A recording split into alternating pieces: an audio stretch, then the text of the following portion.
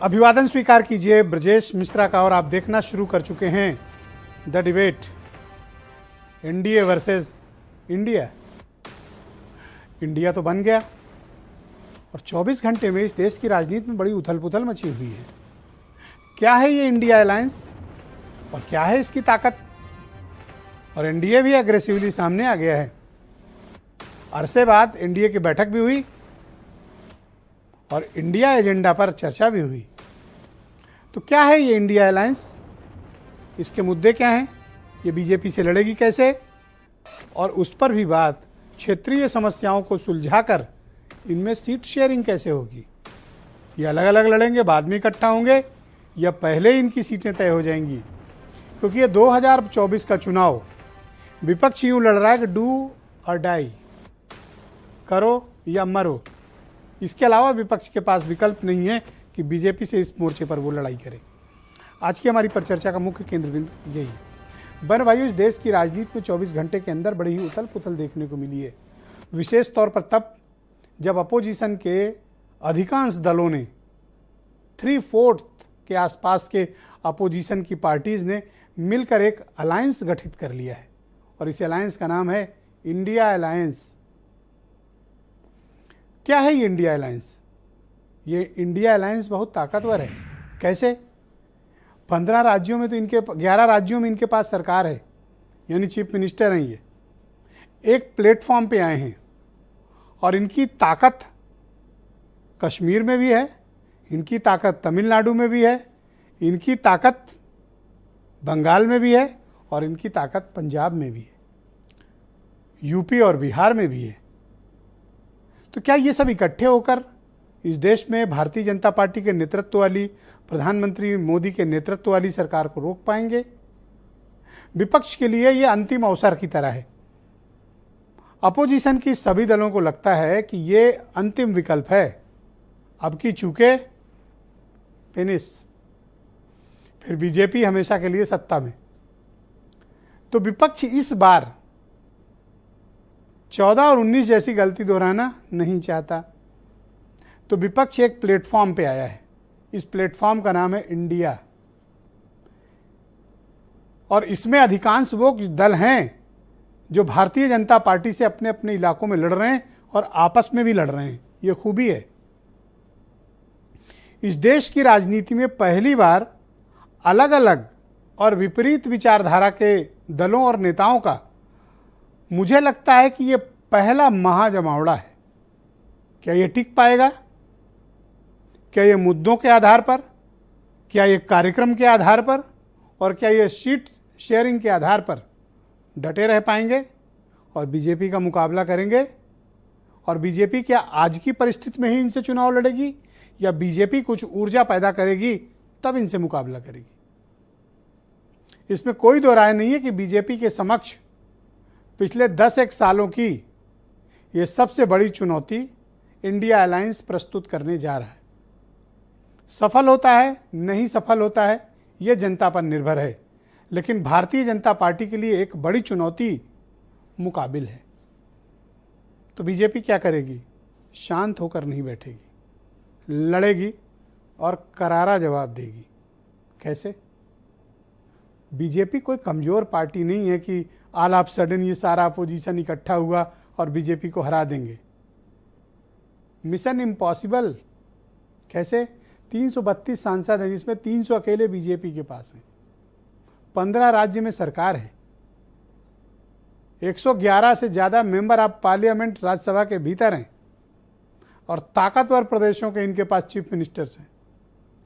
BJP को यूं हराना, और बीजेपी की जो सबसे बड़ी खासियत है संगठन, विचारधारा, कार्यक्रम और नेतृत्व। हो सकता है कि तमाम लोग इससे सहमत ना हो, लेकिन एक विचार है बीजेपी का, एक नेता है, एक कार्यक्रम है, वो लेकर आगे बढ़ रहे हैं और जनता ने उन्हें मैंडेट दिया है। 14 में भी दिया, 17 में भी दिया, 19 में भी दिया, 22 में भी दिया। तो विपक्ष अपने मैंडेट का इस्तेमाल क्या बीजेपी के खिलाफ कर पाएगा और क्या वो जनता से वो जनादेश लाने में सफल होगा? और क्या खामोशी के साथ राहुल गांधी का नेतृत्व इन सब दलों ने स्वीकार कर लिया है, लेकिन 4 बड़े लोग अब भी 5 कहीं नहीं है। कैसे? मायावती ने आज साफ कर दिया कि हमको अपने में ना गिनो, न तुम गिनो न तुम गिनो, हम अकेले हैं। हाथी किसी का साथी नहीं है, अकेले लड़ेगा। बीजू जनता दल, नवीन पटनायक अकेले हैं। आजकल केंद्र की नीतियों की थोड़ी आलोचना कर रहे हैं, लेकिन वो दोनों के साथ नहीं है। के चंद्रशेखर राव, जो खुद पूरे देश में घूम के अलायंस बना रहे थे, अकेले अपने घर पे हैं। न वो इनके साथ गए न उनके साथ आए। जगन मोहन रेड्डी साइलेंट है, चंद्रबाबू नायडू साइलेंट है।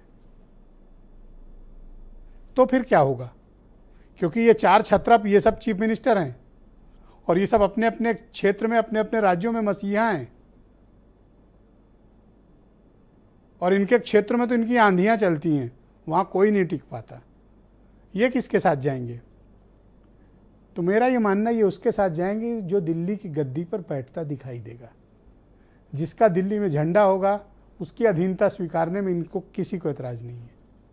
ये जाएंगे उधर, बशर्ते गद्दी की तरफ जो तेजी से बढ़ता दिखाई देगा, ये उसका साथ देंगे। अब आते ही सवाल सीट शेयरिंग की। तो इंडिया में सीट शेयरिंग कैसे होगी और एनडीए में सीट शेयरिंग कैसे होगी? एनडीए भी यूपी में सीट शेयरिंग को लेकर मामला पेचीदा फंसेगा। क्यों? अपना दल की भी आकांक्षाएं जग गई हैं, जयंत, उसके बाद ओम प्रकाश राजभर की भी जगेंगी, और वो तो वैसे भी अपने बयानों और अपने निगोसिएशन के लिए पूरे देश भर में विख्यात हैं। निषाद पार्टी क्यों पीछे रहेगी? बीजेपी अगर और भी अलायंस पार्टनर बनाती है तो उनका हिसाब किताब कैसे करेगी? उसी तरह उत्तर प्रदेश में इंडिया अलायंस को लेकर भी मामला फंसेगा। किसके बीच? मुख्यतः समाजवादी पार्टी कांग्रेस के बीच, और समाजवादी पार्टी कांग्रेस साथ आए तो फिर जयंत के बीच, और भी छोटे छोटे दल हैं, उनका भी सीट शेयरिंग का मामला फंसेगा। तो कैसे निपटा जाएगा इन सब से? कोई फार्मूला है या बस बढ़ते चलो, लड़ते चलो, जहां तक पहुंचो? कुछ बयान सुने। 24 में एनडीए का वोट शेयर 50% से भी ऊपर जाएगा। आपकी मेहनत रंग लाने वाली है, मैं विश्वास से कहता हूं। आपकी मेहनत बेकार नहीं जाएगी। देश की जनता को आपके सबके नेतृत्व पर भरोसा है। ये लड़ाई ऑपोजिशन और बीजेपी के बीच में लड़ाई नहीं है। देश की आवाज को दबाया और कुचला जा रहा है। ये देश की आवाज के लिए लड़ाई है, और इसीलिए ये नाम चुना गया। देश को बचाना, लोगों को बचाना, पॉलिटिकल लीडर के साथ जिस तरह व्यवहार हो रहा है, और मैं ये कहता हूं कि देश की 2/3 जनता भारतीय जनता पार्टी के खिलाफ है, 2/3 जनता खिलाफ है। तो इस बार भारतीय जनता पार्टी का सफाया होने के लिए सब एक है। देख रहे ना हालत उन लोगों की कितनी खराब है, इसीलिए ना जो कर रहे हैं वो सब काम। तो जो हम लोग जितना काम कर रहे हैं उससे परेशान हैं लोग, तो और कुछ कर रहे हैं, लेकिन अभी तो मीडिया पर कब्जा है ना, तो इसीलिए ना प्रचार करेंगे। हम तो आपको कह चुके हैं कि इस बार 24 के बाद आप लोग फिर स्वतंत्र होकर के एक बात लिखिए। सत्ताधारी बीजेपी पार्टी भी सत्ता में आने का दावा भी ठोक रही है। ये कह रही है कि इस बार बीजेपी और उनका गठबंधन 300 से ज्यादा सीटें लाएगा, इसका भी दावा ठोक रही है। जिनकी कथनी व करनी में कांग्रेस पार्टी की तरह ही कोई खास अंतर नजर नहीं आता है। बहनों भाइयों, आज की परिचर्चा को आगे बढ़ाते हैं। मेरे साथ मनीष शुक्ला उत्तर प्रदेश में बीजेपी के प्रवक्ता हैं, सुनील